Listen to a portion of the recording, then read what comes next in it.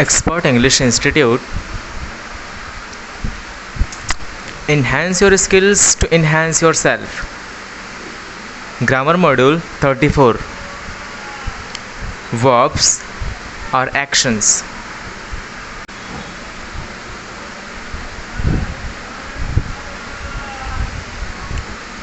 Verb. In this session, we are going to understand that what is verb or actions.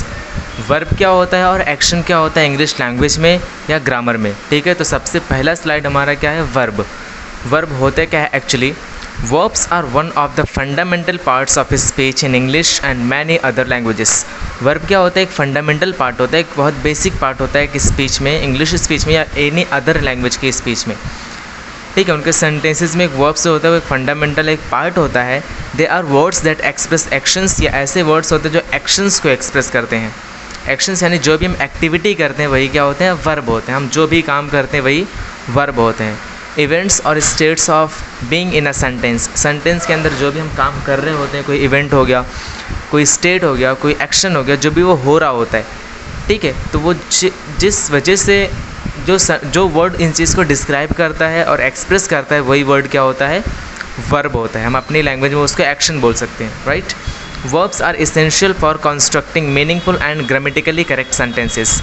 Grammatically sentences को correct करने के लिए verbs का use करना बहुत इसेंशियल होता है. Because without verb there is not any kind of sentences. बिना वर्ब के कोई सेंटेंस नहीं होते. Okay, next, what is verb. Verb क्या है. Verbs are words that convey actions, events और states of being within a sentence. एक sentence के अंदर ये कॉन्वे करते हैं कि एक्शंस क्या होते हैं, इवेंट्स क्या होते हैं, स्टेट्स क्या होते हैं, जो कि हमने पहले स्लाइड में देख ही लिया. They provide information about what is happening. ये इन्फॉर्मेशन प्रोवाइड करते हैं कि क्या हो रहा है, व्हाट हैज़ हैपेंड क्या हो चुका है, एंड व्हाट विल हैपन और क्या होगा, राइट. ये इस चीज़ को इन्फॉर्मेशन देते हैं. Verbs are typically central or main element of a sentence and they can appear in a various tenses, modes and voice of indicate when an action occurs, how it is performed and its relationship to other parts of sentences. As we all know that verbs are typically the central of main element of a sentence. Sentence का एक main element होता है and they can appear in a various tenses, और ये सभी के सभी tenses में appear होते हैं यानी कि दिखते हैं, right. Modes and voices to indicate when an action occurs. जब कोई एक्शन ऑक्यूर हो रहा होता है, चल रहा होता है, तो उस चीज़ को इंडिकेट करने के लिए वर्ब्स का यूज़ होता है, जो कि हमने पहले समझ ही लिया है कि वर्ब्स क्या होते हैं. वर्ब्स वो होते हैं जो एक्टिविटी को शो करते हैं, लाइक देखना, लिखना, पढ़ना, खेलना. ये सभी एक्टिविटीज़ हैं और इन सब को डिस्क्राइब करने के लिए जो वर्ड यूज़ होता है वही क्या होता है, वर्ब होता है. ठीक है. Types of verbs. वर्ब्स के कितने टाइप्स होते हैं यहाँ पे देखते हैं हम लोग. वर्ब्स,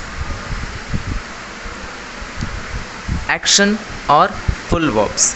नंबर 1 टाइप क्या हो गया, एक्शन या फिर full verbs, right. Second, helping verbs. ठीक है, पहला क्या हो गया, फुल वर्ब्स या फिर एक्शन, और दूसरा क्या हो गया, helping verbs. Third, modal verbs यानी कि ऑक्सिलरी, मॉडल ऑक्सिलरी वर्ब्स. ठीक है. Fourth, regular verbs. And fifth, irregular verbs. कितने टाइप्स हो गए, 5. There are 5 types of verbs. Full verbs, helping verbs, modal verbs, regular verbs और इरेगुलर वर्ब्स. और 1 bye 1 देखते हैं कि ये सभी वर्ब्स कैसे यूज़ होते हैं. एक्शन यानी कि फुल वर्ब. फुल वर्ब क्या होता है वो देखेंगे हम लोग. सबसे पहले action verbs, that verbs which shows physical or mental actions that someone or something performs. ये ऐसे verbs होते हैं जो ये शो करते हैं किसी फिजिकल और मेंटल एक्शन को, एक्टिविटी को शो करते हैं. ठीक है, जो कि किसी के द्वारा या किसी चीज़ के द्वारा परफॉर्म किया जा रहा होता है. ठीक है, जो हम कोई चीज़ करते हैं वो या तो फिजिकल वर्क हो सकता है या फिर मेंटल वर्क हो सकता है. ठीक है, तो उस टाइप के वर्ड्स को और एक्टिविटी को डिस्क्राइब करने के लिए जो वर्ब्स का यूज़ होता है उसे बोलते हैं action verbs, right. Example, physical verb या फिर physical action. She runs every morning. यहाँ पे शी रन्स एवरी मॉर्निंग, यहाँ पे एक्टिविटी क्या हो रही है, दौड़ने की यानी कि रन करने की एक्टिविटी हो रही है. ठीक है, तो ये एक एक्शन हुआ या वर्ब हुआ, इससे फिजिकल, क्योंकि ये फिजिकली काम हो रहा है. Right, she runs every morning. Example mental action यानी कि mental verb, he thinks a lot, यहाँ पे वो सोचता है, बहुत ज़्यादा सोचता है। यहाँ पे सोचना भी एक एक्टिविटी है, तो वहाँ पे हमने, क्योंकि ये मेंटल एक्टिविटी है, वो मेंटली सोचता है, तो वहाँ पे क्या हो जाएगा, थिंक्स। और ये वर्ब क्या होगा, थिंक्स, यानी कि mental action is things, right. Here are some action verbs, कुछ एक्शन वर्ब्स यहाँ पे मैंने दे दिया है, जैसे कि run, write, read, come, go, listen, sing, look, see, watch, operate, prepare, clean, celebrate, walk, speak, hear, drive, write, play, do, eat, drink, take, etcetera.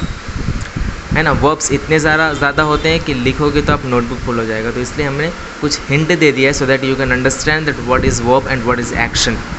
Whatever we are doing and what kind of activity we are performing, that is called action or full verbs. Full verbs के actually उनके personal meanings होते हैं, right? Next is helping verb. Helping verb क्या होता है, auxiliary या फिर helping verbs. These verbs works together with action verbs to form verb phrases.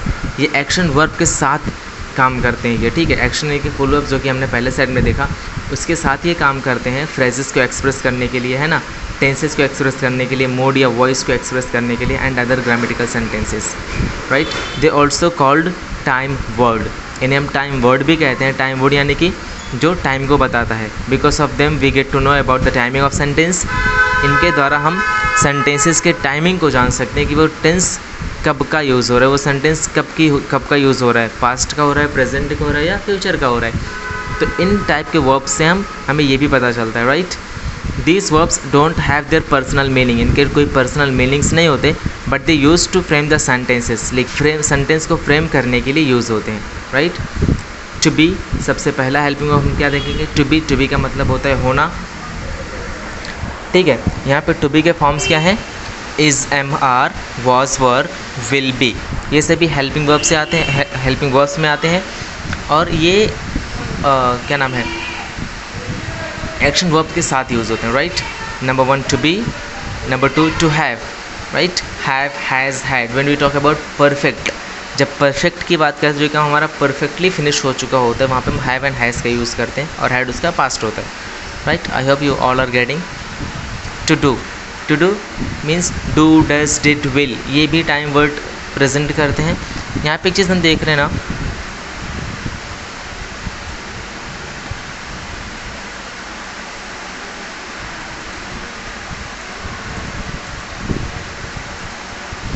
Okay, to be यानी कि कोई चीज़ का होना, राइट। इज़, एम, आर, ये जब हम बात करेंगे कॉन्टिन्यूस की तब यूज़ होता है, लाइक वो प्रेजेंट कॉन्टिन्यूस है, पास्ट कॉन्टिन्यूस है या फ्यूचर कॉन्टिन्यूस है, ठीक है।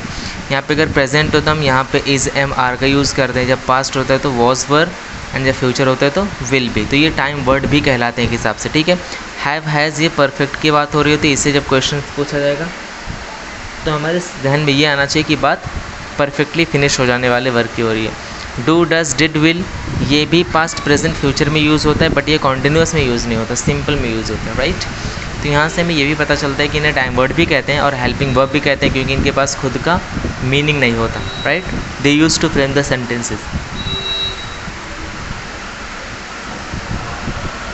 आई hope you all are getting. Next, model auxiliary verbs. Model auxiliary verbs क्या होते हैं? Modal verbs a subset of auxiliary verbs express modality indicating possibility, permission, ability और capacity। ये ऐसे verbs होते हैं जो किसी modality को express करते हैं, indicate करते हैं किसी चीज़ को, possibility को प्रदर्शित करते हैं, फिर दिखाते हैं, permission को show करते हैं, ability या capacity योग्यता और क्षमता को show करते हैं। ऐसे सभी verbs auxiliary, model auxiliary verb होते हैं, ठीक है। They also don't have their personal meaning, इनके पास भी खुद का पर्सनल मीनिंग नहीं होता, but they help to frame the sentences, but ये हेल्प करते हैं सेंटेंस को फ्रेम करने के लिए, right. The primary model verbs in English are can, could, may, might, shall, should, will, would, must and ought to. ऐसे words जो modality, possibility, permission, ability, capacity, advice, need, desire, इन सभी चीज़ों को एक्सप्रेस करते हैं उन्हें हम मॉडल वर्ब्स कहते हैं।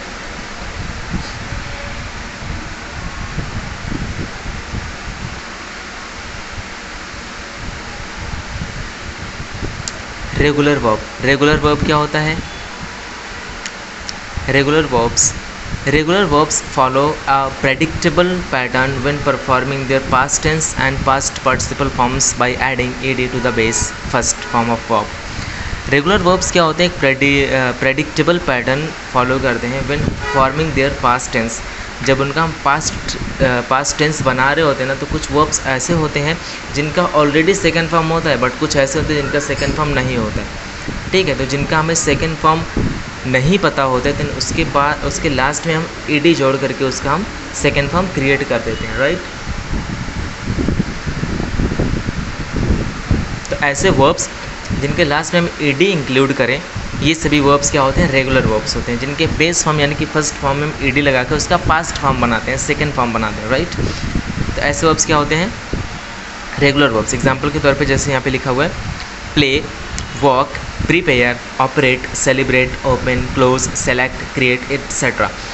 अब यहाँ पे देखो जितने भी वर्ब्स हैं which I have given the example over here on the screen, तो यहाँ पे क्या है? प्ले है। प्ले का कोई सेकेंड फॉर्म नहीं होता, राइट, ऑलरेडी नहीं होता। हमें इसको सेकंड फॉर्म बनाना पड़ता है, क्योंकि प्ले कौन सा फॉर्म है? बेस फॉर्म यानी कि फर्स्ट फॉर्म है।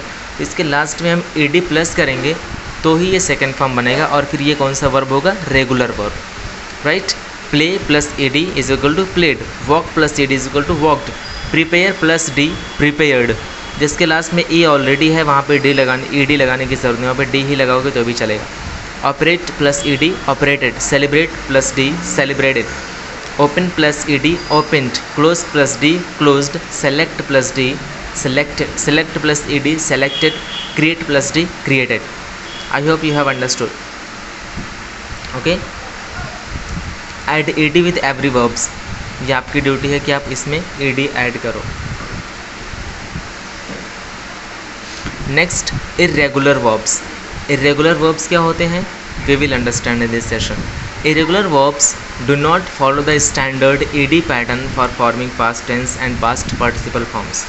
ये ऐसे verbs होते हैं जो ed स्टैंडर्ड ed पैटर्न को फॉलो नहीं करते पास्ट टेंस या पास्ट पार्टिसिपल फॉर्म या पास्ट या सेकेंड फॉर्म बनाने के लिए. ये ed फॉर्म फॉलो नहीं करते. Each irregular verb has its own specific past tense. हर एक इरेगुलर के पास अपना खुद का एक पास्ट टेंस होता है या फिर सेकेंड फॉर्म होता है, and past participle forms that do not conform to a regular rule, जो कि वो रेगुलर रूल को कन्फर्म नहीं करते, रेगुलर रूल नहीं होते इनमें. ठीक है, इनके खुद के सेकेंड फॉर्म होते हैं. जो कि रेगुलर में हमने क्या किया, ईडी प्लस किए, बट इसमें क्या होता है, इसका ऑलरेडी सेकेंड फॉर्म रेडीमेड होता है. ठीक है, जैसे कि यहाँ पे here are some examples of irregular verbs and their forms. Right, सबसे पहले देखते हैं हम गो. ठीक है, गो का बेस, क्योंकि गो एक बेस फॉर्म है, राइट, और हमें इसका सेकेंड फॉर्म बनाने के लिए कुछ प्लस करने की ज़रूरत नहीं, क्योंकि इसका ऑलरेडी सेकेंड फॉर्म होता है. वो क्या होता है, वेंट, और थर्ड फॉर्म भी होता है गॉन. ठीक है, तो इसे हम इरेगुलर वर्ब कहेंगे. और रेगुलर वर्ब्स वो होते हैं जिनका ऑलरेडी सेकेंड फॉर्म नहीं होता है, तो हम उसमें ईडी प्लस करते हैं. राइट, अगर थर्ड फॉर्म बनाना है तो भी हम ईडी प्लस करके उसमें थर्ड फॉर्म भी क्रिएट करेंगे, बट इरेगुलर वर्ब में ऐसा नहीं होता. इसमें बेस फॉर्म में हमको कुछ भी कनेक्ट करने की ज़रूरत नहीं है, इसका ऑलरेडी सेकेंड फॉर्म अवेलेबल रहता है मार्केट में. टू ईट, जो कि बेस फॉर्म है, ईट का सेकेंड फॉर्म क्या हो जाएगा, ate, and third form eaten. Next, see, जो कि बेस फॉर्म है, सी का second form saw, third form seen. Right, sing का second form sang, third is sung. Take, second form took, and third form taken, etcetera. ऐसे बहुत सारे आपको base verbs मिलेंगे जिनका ऑलरेडी सेकेंड फॉर्म होता है. हमें उस चीज़ को बताने की ज़रूरत नहीं है. राइट, तो आई hope you all have understood about the verb. If you have any kind of problems, any kind of questions, then you can ask me in the comment box. Drop me a message. Definitely I will see it and I will give you the reply. I will give you the correct reply. Okay, so if you want to learn the English language, so follow me and and send me a little message on WhatsApp. so that we can interact with you, right? So I think it is enough for today. Meet you on next day.